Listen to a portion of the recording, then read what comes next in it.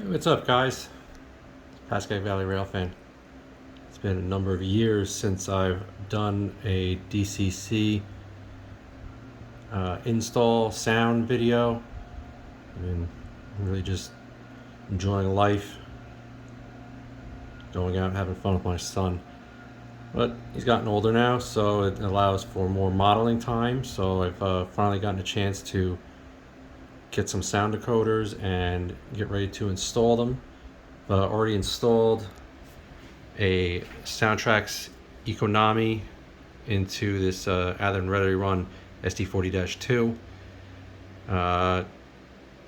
Custom-made LEDs, front and rear headlights, and in the ditch light housing, as you can see, and hopefully it'll focus.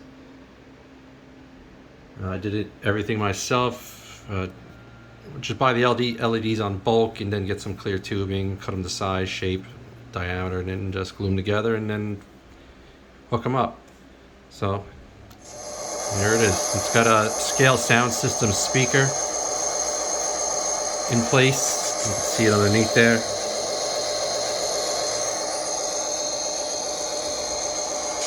Let's get this to focus. Got front headlight, and I still have to do a little, I guess, function mapping, as they call it,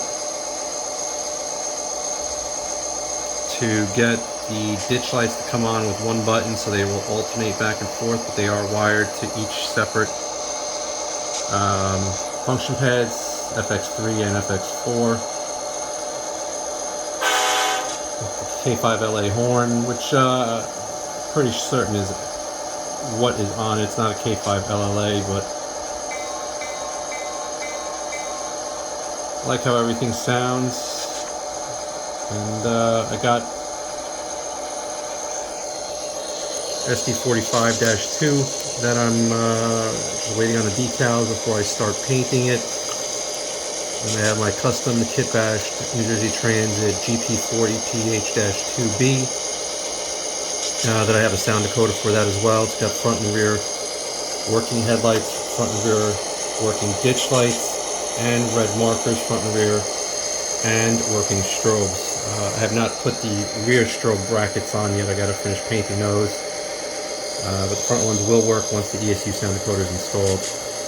I do have 4109 done already with working strobes all around. It looks amazing. Sounds amazing too. Catch you later.